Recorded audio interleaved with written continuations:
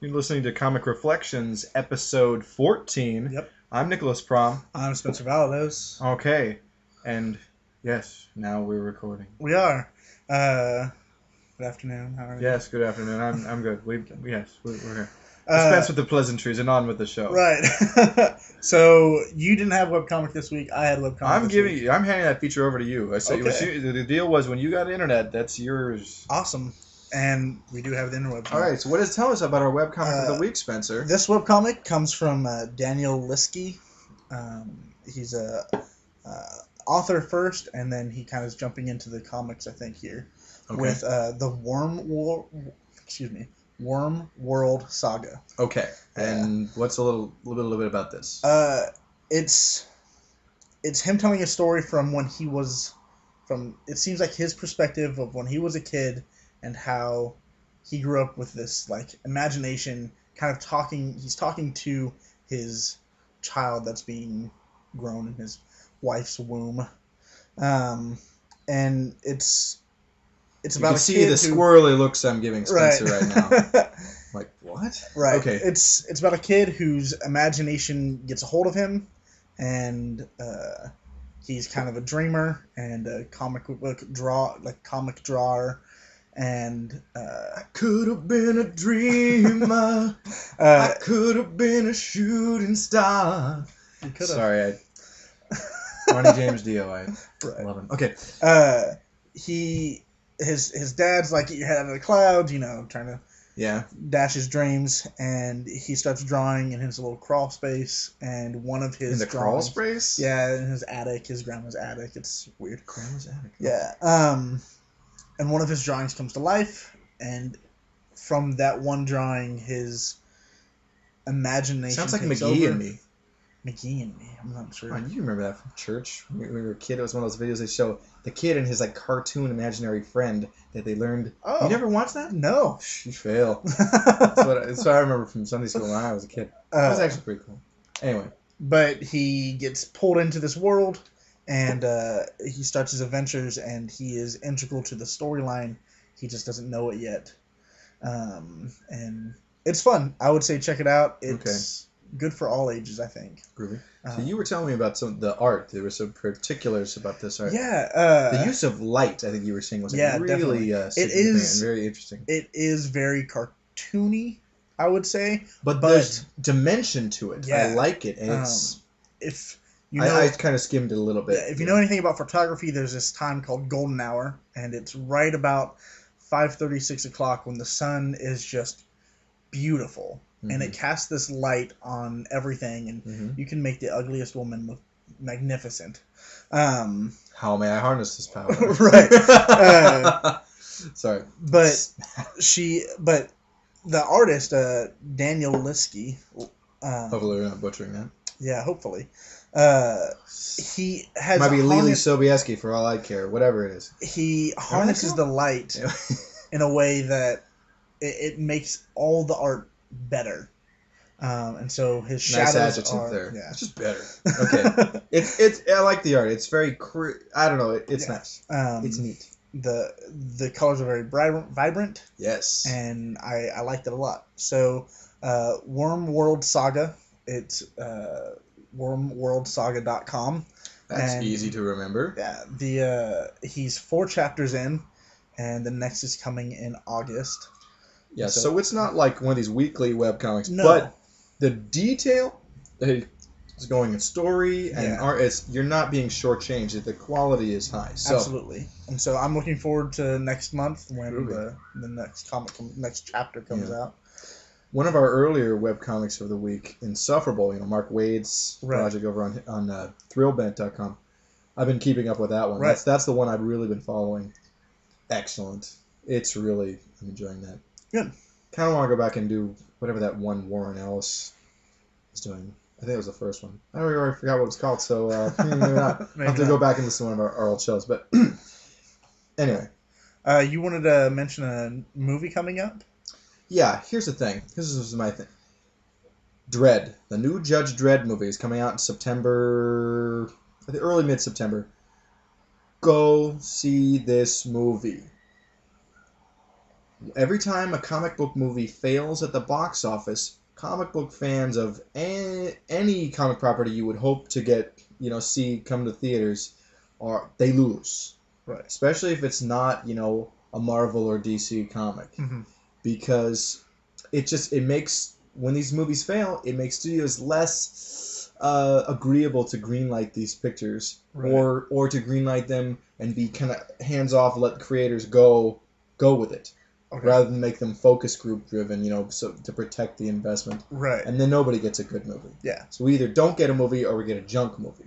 Go see Judge Dredd for the love of comics. Go see that movie. I watched the trailer. It looks good anyway. So right. The guy, help me out. The guy who played McCoy in the new Star Trek. Oh, I'm not gonna be able to help you out here. You bastard. Anyway, that guy is Judge Dredd.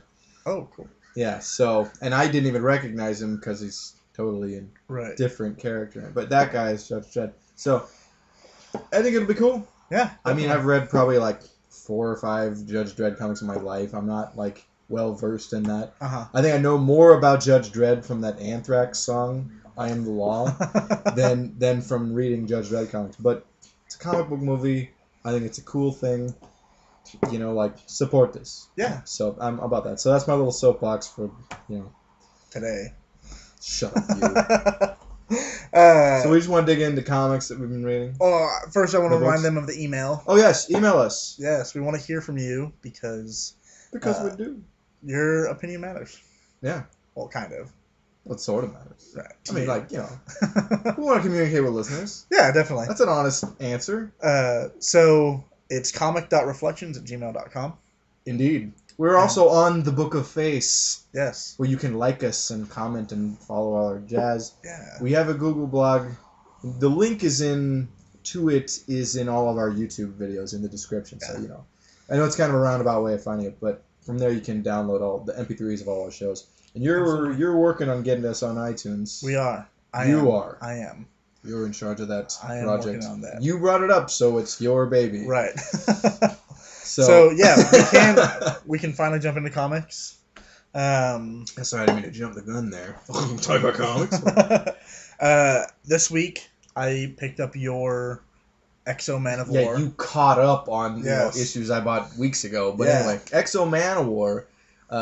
First 3 issues are out. Oh yeah. Number 4 will be out in August sometime. And I'm kicking myself that I haven't read them earlier because they are good.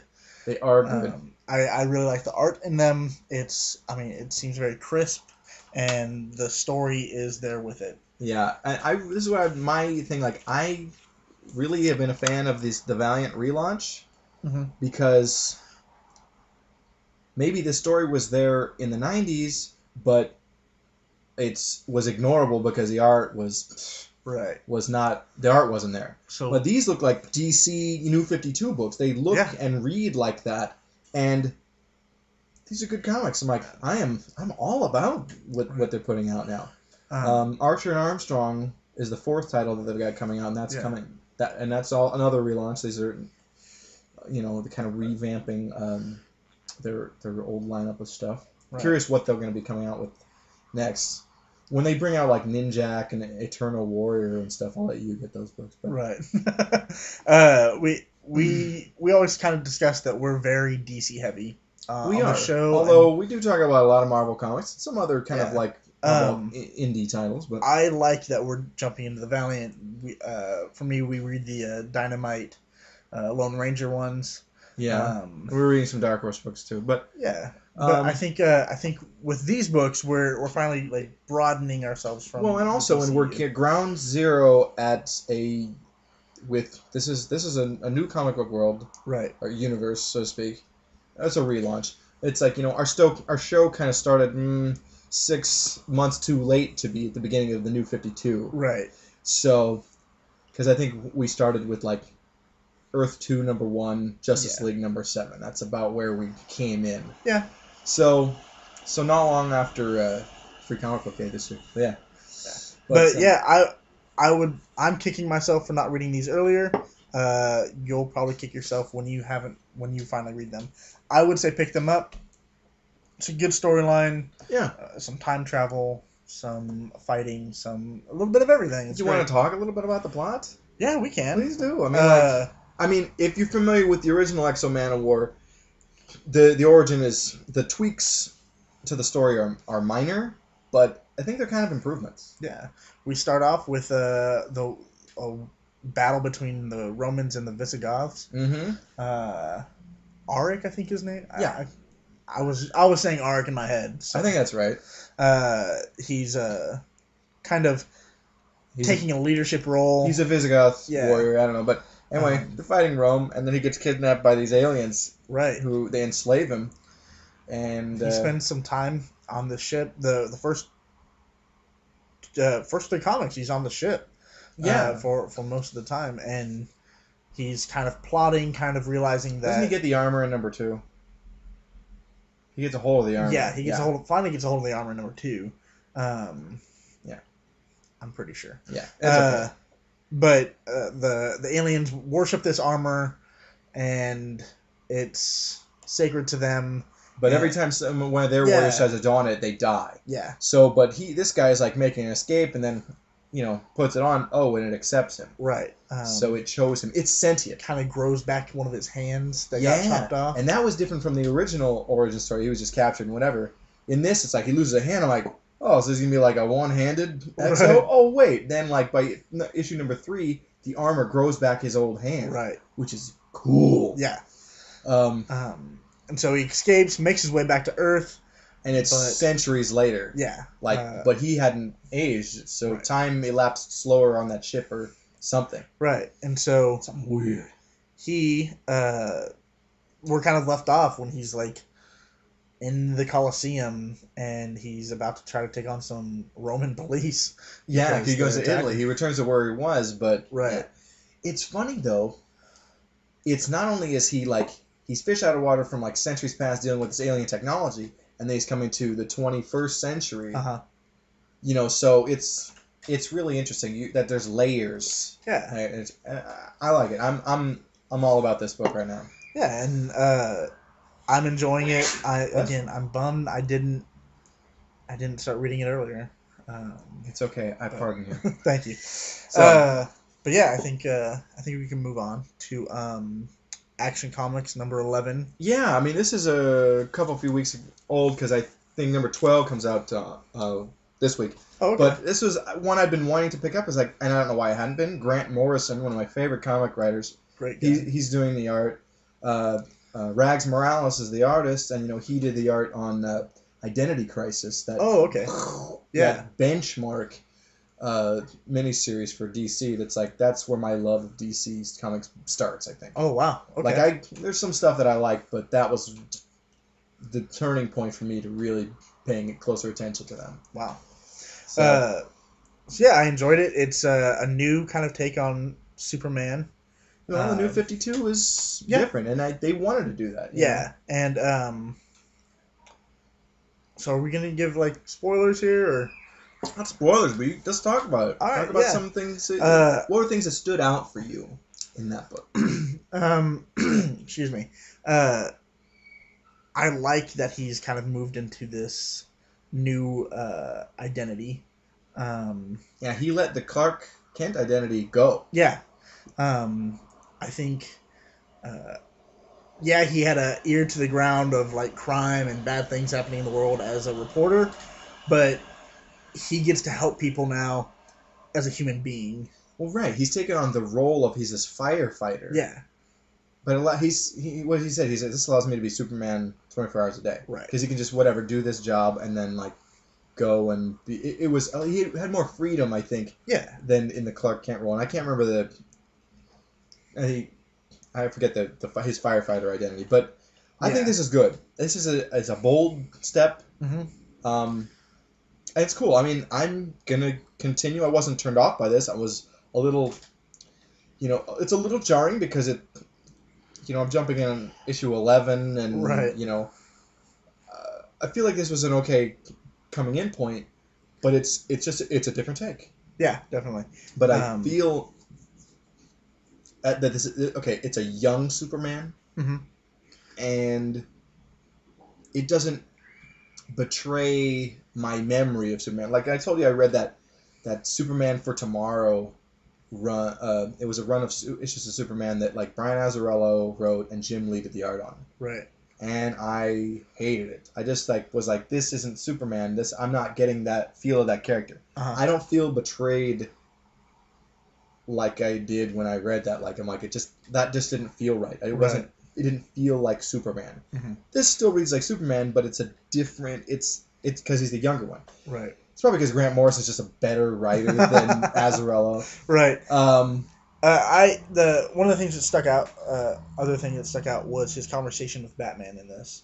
Oh yeah, I love how Batman was like, I turn the page, like, hey, there's Batman. And he seems like he might be a little older than Superman in this because he kind of is like giving like advice. Yeah. And I don't know, maybe he's not. I'm not quite sure. It might be the same age, but Batman may be a little more experienced. Yeah. You know what I mean? Which can happen. And it's the Smallville part is still the same, so you know. Yeah, I really like Batman being there for Superman because I mean that team up is just classic, and I will always love it. Always. And I think I've told you before, like I like Batman solo stories, but I feel my favorite, the most fun I have when I'm reading Batman is him. It's the world's finest team where it's him and Superman team up, or it's his team ups in the old Brave and the Bold stuff, or it's Batman in Justice League stories. I mean, I like his dynamic with a group of people with superpowers.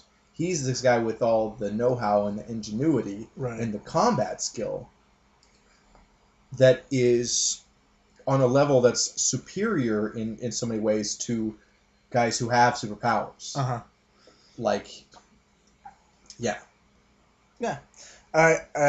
You'll notice in the main Justice League book now, it's like the Flash and Lantern are like they're definitely lowmen on the totem pole. Yeah.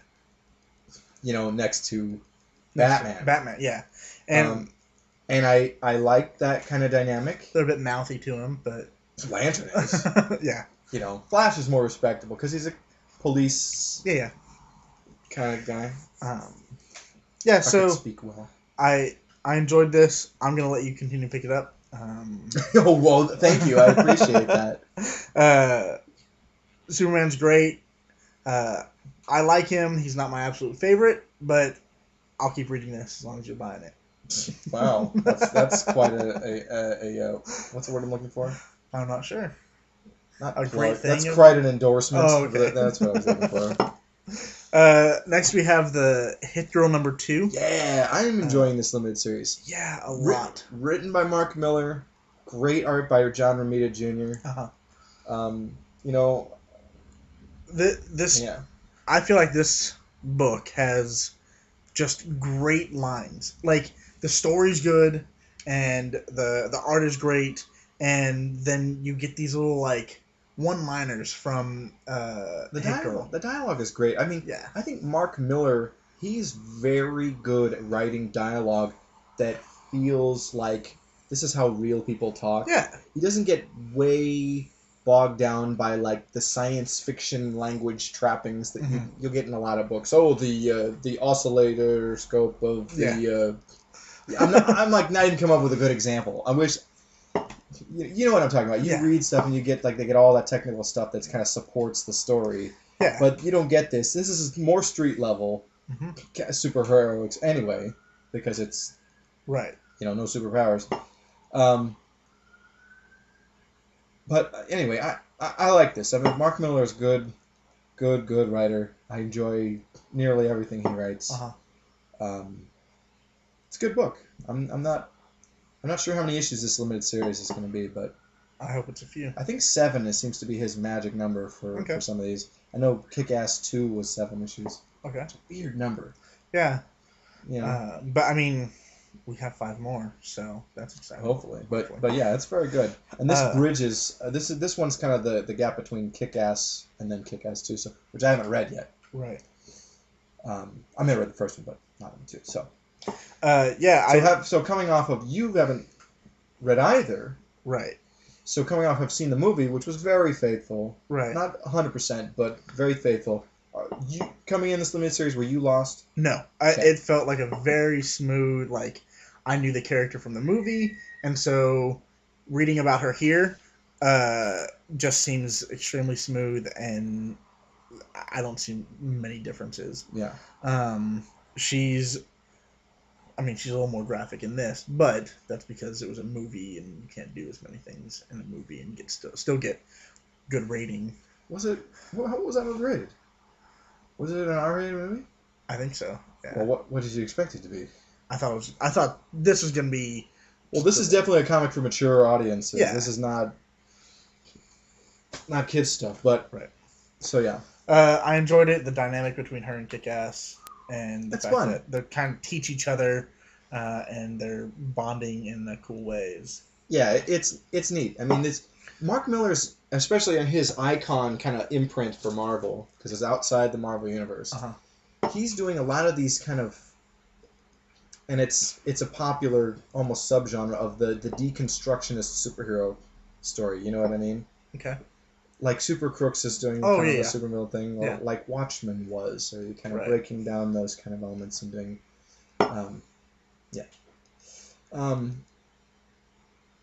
so yeah, it's good. Yeah. So next, speaking of Watchmen, we have Before Watchmen, Comedian #2. Yeah, and I like this better than the first issue, which was probably my least favorite book of all of the, I think 4 or 5 limit series that are out now. Yeah. So far, because they're rolling them out, and it's like 30. It's gonna be 35 weeks and like 7 limited series or something like that. So featuring the various characters. Yeah. So, we talked about this earlier, and I think we both agree we want something new from the comedian. Right. The books that are coming out in the Before Watchmen kind of series of books that are coming out is the ones that are really good are, which is most of them, they're filling us on details that we didn't know about from the original Watchmen. We're fleshing that story out.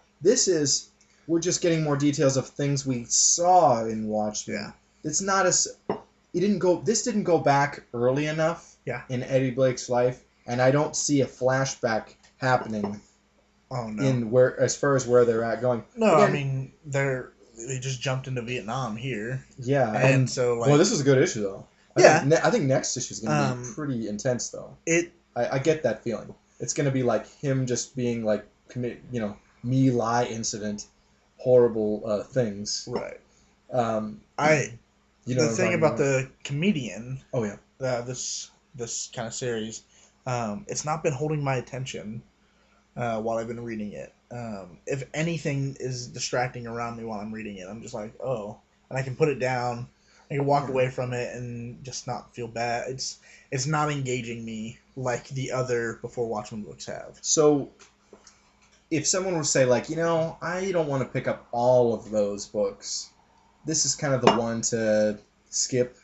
I would say so. Yeah. I kind of feel that way too. I mean, I want to keep reading it because the comedian's an intriguing character. Yeah. And I think they're getting him right. Yeah. But, again, Brian Azzarello is writing this, and I'm unsold on him, for as far as the comics that I want to read. Right. He's not my guy. Right. So, I mean, if you enjoy it, let us know. Tell us why you think we're wrong. Yeah. And we'll bring that stuff up because... Explain to us why you think it's such a great story. Yeah. Because we'll take your opinion. I mean, it doesn't suck. It just seems to kind of pale next to some else. Right. So, next we have Captain America, number 15. It's the start of a new arc, which kind of left off from the previous one, I guess. Was a battle with Hydra previously. New leadership for Hydra. Right. They're in cahoots with Baron Zemo, and it was revealed that Cap's friend and ally, D-Man, Demolition Man, had been brainwashed and was the new Scourge, the Scourge of crime. If you remember, anybody listening read comics in the 80s, remembers the Scourge was a guy who was a vigilante who specialized in killing supervillains, and he always shouted, "Justice is served," every time he killed a guy, and then he would slink off into the night. But anyway, D-Man was brainwashed and became the new Scourge, right. and then he was killed, I guess, in the previous issue. Yeah. So Cap's reeling in the aftermath of that. But Diamondback was also like kind of, it said that was beaten up and like. Yeah, I need to go back and pick those up because I'm like, oh, D-Man, that was a cool character, so I at least have to see his end. But this one features Falcon as his kind of sidekick. Well, I mean, Falcon's been his partner since off and on since the 70s. And I think he's a good pairing with Cap, and they're both kind of working with S.H.I.E.L.D., and it's cool. Yeah. So you want to kind of... Yeah, the story is interesting because we have a very outspoken... There's kind of a smear campaign going against Cap. Yeah. And it feels orchestrated. I think this is part of Hydra's plan. Yeah. Because they threw this weird new group of supervillains. What were they called? The Discordians. Yeah, which that name sucks. Yeah. Sorry, Brubaker, but that sucks.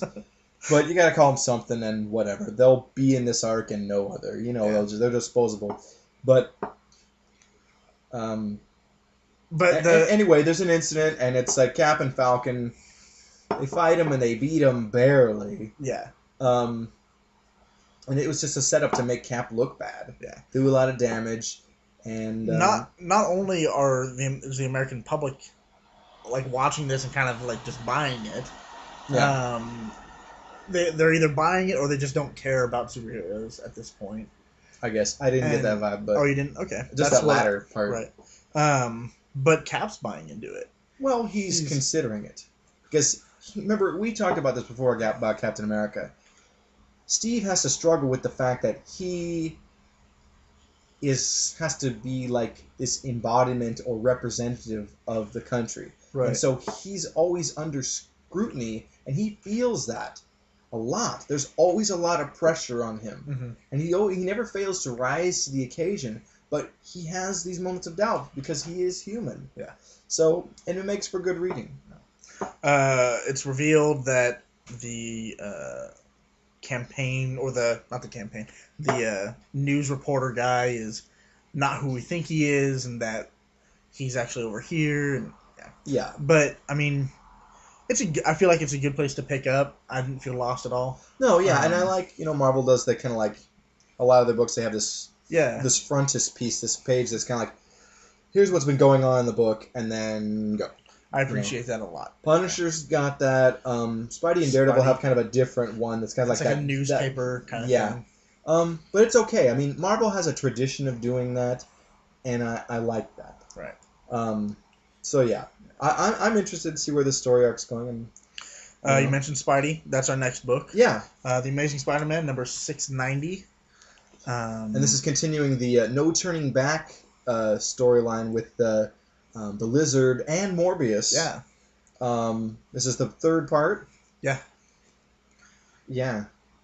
It's interesting. We have Spidey just fighting Morbius because Morbius is gone and kind of like a... He's out of control. Yeah. And Spidey's done. He's finished. He's gotta just... He used to have sympathy for Morbius as he was a sometimes ally, sometimes enemy, but it's like, no more. He's had enough. And so he's laying into Morbius, and Dr. Connors is scheming back at the lab. He's kind of under house arrest because, the police know that had some of his illicit activities that have been going on. Yeah, and he's trying to... We see the inner dialogue between... Connor's persona and the Lizard within his mind. There's a struggle for dominance, within his body. And that's interesting. The new Madam Web is warning Spider-Man about something's going back. You gotta get back to the lab. Look, I'm busy. Go away. I'll get over there when I can. Yeah. And Connors has got a big scheme, and this is gonna be blowing up. Next issue is, I think it's gonna hit the fan. It absolutely is. Yeah. This is good reading. Yeah. I kind of talked about... Who's the writer on this? The writer is Slott. Slott. We need a first name. Okay. That's. I can't just refer to somebody just Sorry. like. Oh, Dan Slott. Okay. Who's new to me? I like the art.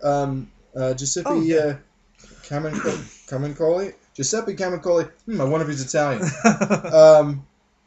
Oh, and the classic Klaus Janson, who's been, a staple of Marvel Comics for years, is inking this, so that's cool.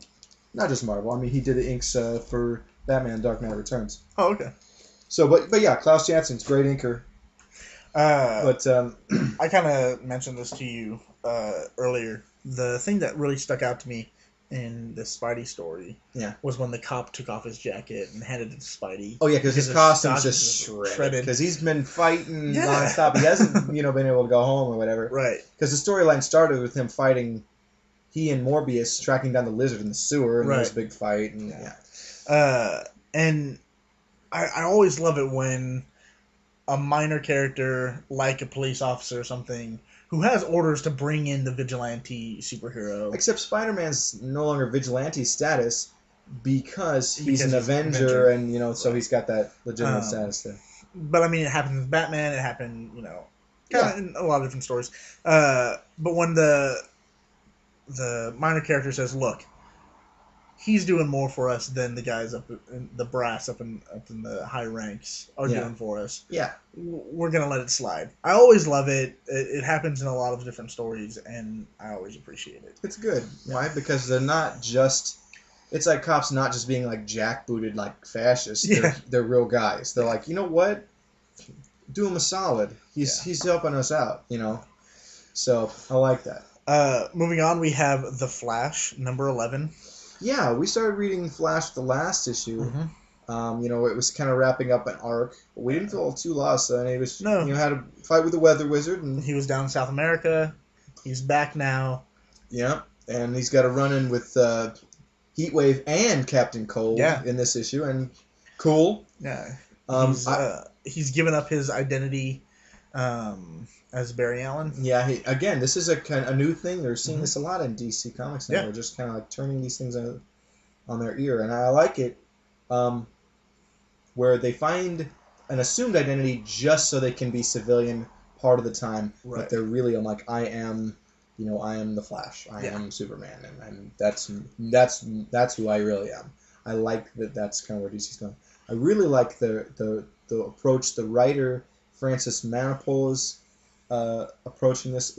It's a DC comic with a very Marvel Comics feel. Story is like, it's good, but it's not too heavy. It's light enough. They're like, okay, cool, I can. He doesn't live in a dark world like Batman. Right. And I like that we're getting that. Or in Green Lantern's world seems to be pretty dark, a lot of that stuff. I mean, we'll talk about those pretty soon. But so I like this book. I'm not dropping it anytime soon. Good. I enjoyed it. I like that he's like, my name's Alan. Just call me Al. Yeah. It was clever. It's like, because it's like, remember in Justice League, he's like, come on. He's talking to Green Lantern. He's like, come on, change it up. I want to do the bad cop and the good cop, bad cop team. He's like, you can't. You're not bad. Okay. And he's like him and trying to go undercover and assume a different animal. He's just such a novice. Right. He's so, not naive, but he's good. There's an innocent quality to the Flash in his goodness. Yeah. I like it. It's a youthfulness I enjoy. Yeah. Next up, we have Bloodshot number 1. Now, this came out a couple weeks ago. But you finally read it. I finally read it. Those Valiant relaunches, I'm digging them. This is a little different than the original Bloodshot, but it's okay. Okay. What would you say is the most different? Well, let's see, the fact that he's this kind of like Black Ops agent, but they've given him false memories. Okay. He thinks he has a civilian life, and he has several different ones, and he's kind of becoming aware that he's being used as a weapon. Right. So, but I'll just let you talk about your impressions of the book. I'm sorry. Oh, yeah. I thought it was... I was very surprised when I found out that the stuff that he was going through was just kind of in his mind, and then he had multiple of these different lives. Oh, yeah. I mean, they were just being fished out by... it's one thing to have memory implants, but several sets of them that are not congruous, that's wild. Yeah. So and so he's getting he escapes the facility that's pulling these memories out of his head, and kind of bring them to light. He calls for an extraction, but then he's... I wouldn't say He calls for an extraction. Well, he's going to be extracted. From the field? From the field. Okay. Yeah, sorry. Yeah, be specific. Sorry. Like, was he going to the dentist? You gotta tell me what you're talking about. He's being extracted from the field, but then the soldiers kind of turn on him and just kind of wreck him, really. But because he's got that nanite technology, right. Because he's a super, Black Ops agent. Yeah. This nanite technology kind of puts him back together and stuff. Yeah. So he's far more resilient and more powerful than your average Joe. Right. Joe Palooka. We find out that maybe the agency he's working for isn't as clean as he thinks they are, and we find out that they're implanting these memories into him. And who's he? Is it CIA? Is it I think it's CIA. It's Special Ops something. Yeah. Okay. It's something like that. They're all the same. So you know what I mean. It's that kind of thing. Okay. But I like it. I think it's a good book. Yeah, it's interesting. It hooked me because I want to see where this kind of ends up, because he's, kind of being betrayed, but they're like holding on to him as an asset, and it's intriguing. Well, it's like his forgotten whoever he is kind of whoever he really is. It's kind of emerging, and so it's like he's a pawn of theirs, but now I think it's going to be him kind of breaking away and being on the lam and being his own agent, and that'll be cool. Yeah, I think this is going to shape up to be a cool book. For a number one, I think it shows a lot of promise, so that's good. Next up, we have Winter Soldier, number 8. And we've been following this book for a few months now. Yeah, and I'm loving it. I'm enjoying it. Ed Brubaker's writing this. He's writing Cap. I feel like he's putting his better effort into... His heart is more into Winter Soldier than Cap. Right, and I don't mind. But they're both good books. Yeah. Oh, yeah, definitely. Pick both of them up. This story arc, which is going to wrap up next issue, has been very interesting. Yeah. So, I'll let you talk. We have Bucky looking for... Winter Soldier looking for... Who's Bucky? Bucky Barnes. So, go ahead. Black Widow. Yeah, she's been kidnapped by that sleeper agent. Yeah. The Soviet guy. Leninov or something? I don't know. Leonov, I don't know. Whatever. You don't ask me. Yeah. Grigor Ivanovich. Some names are all crappy. So, but we find out that he's... The sleeper agent is trying to rebuild this brainwashing machine to bring back old Black Widow, and she's gonna start... Yeah, but before she reformed, because she was, a villain when she was originally introduced. Right. So, I mean, the reason I'm not focused on this guy's name is, the story arc, it's gonna end with that guy with a bullet in his head. Oh, it's got So whatever. Yeah. But he succeeds, and he's got Black Widow on her side now, and she's working as a ballerina. Well, that's her cover. That's her cover, but that's kind of where it leaves off. And Winter Soldier and I can't remember his name. This other S.H.I.E.L.D. agent. Yeah. They're working to get her back, but yeah. That's right, because she was captured last issue. Yeah. That whole bit with the Winnebago. And that was a great issue. Okay, so... He seems like he's always like a step and a half behind the sleeper agent. And see, now he's caught up with him, but here's the trump card. Yeah. So this is interesting. Yeah. It's driving Winter Soldier nuts. He feels like it's his fault that Black Widow was taken, but I mean, there's nothing he could have really done about it. Well, I mean, right. I mean, people, it was a trap that was, set for him. So, yeah, it's a good book. I mean, I'm going to keep picking it up. Yeah, and I like think it a lot. Yeah. I think that, this book's going to continue. I know that in a few months, Captain America's run's going to end, or Brubaker's run on Captain America's going to end, and then they're starting with a new number 1. Right. Which, I can't remember doing that. That's unnecessary. But anyway, and I think that Brubaker's just going to throw himself, deeper into this That'd be book. great. And I think his book's just going to get even better. Yeah. Captain America's quality as well. We talked about this. I think we both really like it. A Winter Soldier, Captain America team up. Well, really, come on, Cap and Bucky. Yeah. I understand that they've kept Winter Soldier solo so we can, see a development of this character on his own, because when he was introduced, he was a sidekick of Captain America. Right. But as a partner, it seems like only natural that we would be seeing, Bucky Barnes and Steve Rogers fighting side by side, as a team again. Yeah. So I'm sure it's only a matter of time. Yeah, and I'll pick it up. And who knows, maybe they've done a team-up story or two. I haven't seen them, but... Yeah, pick it up. It's a lot of fun to read. Yeah. But next we have Green Lantern number 11. And we've been following this book for a few months now. We have. I actually went back and picked up the older issues. That's right. But we're all caught up now.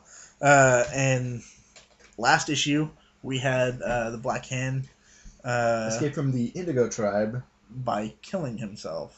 Yeah. Jumping off a cliff. And he hit his head on a rock. Yeah. But see, that freed him from them.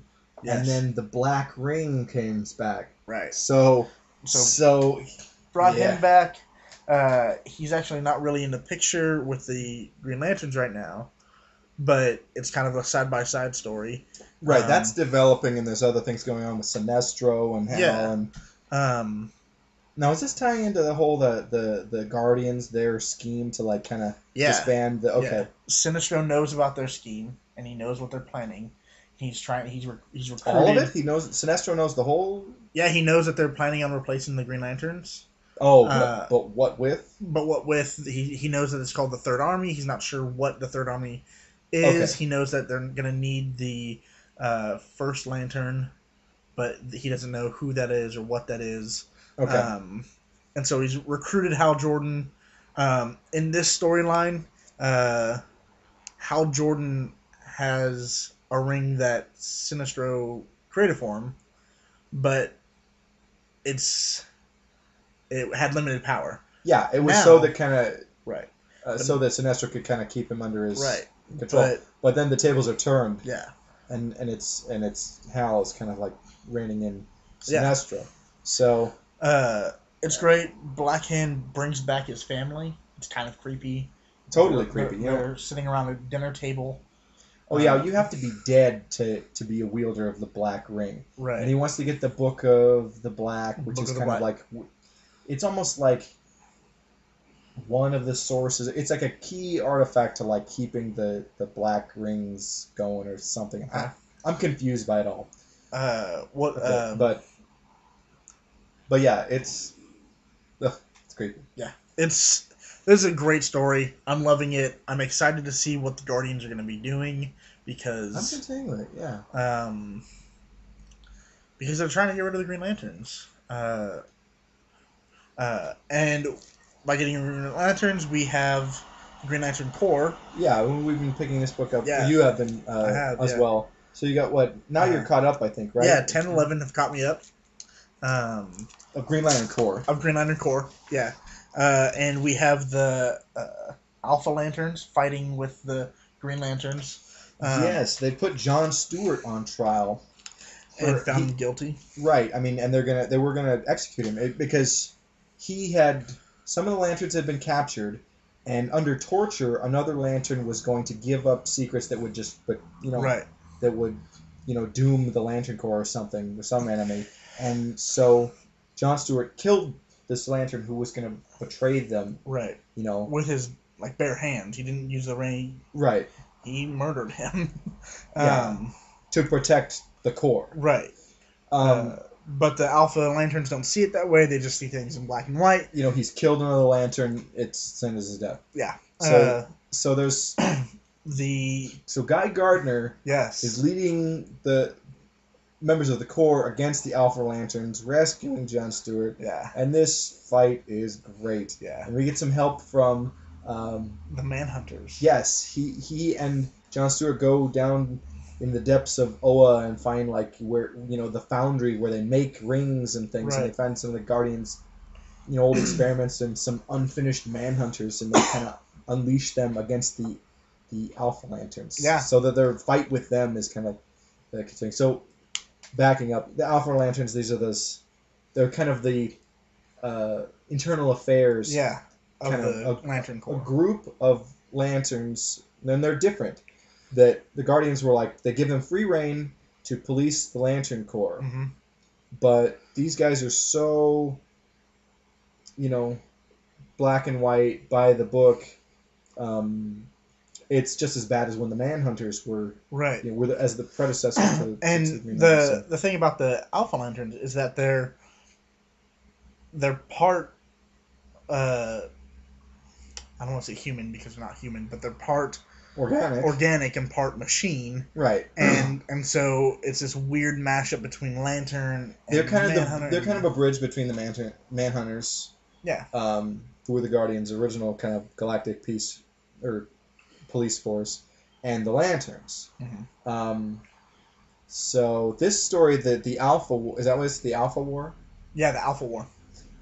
This is a cool storyline. I've been enjoying it. Yeah, I'm going to see where it's going to continue going. Right. And I think it's going to continue, and the Guardians are up to... It seems like they're up to no good. They're going to be trying to get rid of... the fact that they've given Lanterns. Guy Gardner this, leadership role... Yeah. Which seems counter to their, other judgment in the past. Mm-hmm. It seems like this is part of their plan to mess up the Lanterns. So, and in the middle of this fight, we get flashes to the Guardians just kind of sitting there watching this unfold. Yeah, as they do. A couple of them are saying, "Hey, maybe we should intervene and start our process now." Others are saying, "No, we need to be patient." And so it's just we see the Guardians at their worst, I think, here. And and sometimes it's and in some ways this seems like business as usual with the Guardians. So yeah. But yeah, good reading. Yeah, good storyline. I enjoy it. I'm going to continue to pick it up. Hopefully, and they are not, Tomasi, Peter J. Tomasi is writing this. He is knocking it out of the park the way he's writing Guy Gardner. Oh yeah. This I might even dare venture to say that this is this is almost better than reading Guy Gardner from the Justice League International from J.M. DeMatteis writing years ago. Oh. That I think that's where he was writing it. But yeah, and that was a really fun book. Oh yeah. So I mean, they're really nailing the character very well. So yeah,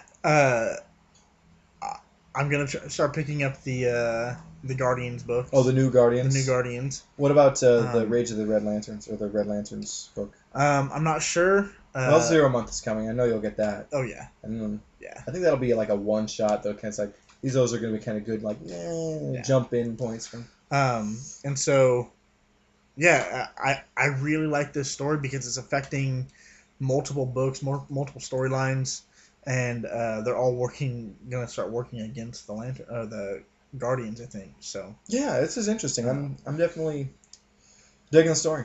All these are going to tie in at some point, and it's going to be exciting. Yeah. So yeah, I think that's about. Yeah, I think that's all our books today. So we went on. Yeah. Call it good. I mean, yeah, we can call it. Thanks for listening. Pick these books up; they're great. Send us your comments. Excuse me, to our web email comic.reflections@gmail.com. You guys have a good one. All right, groovy.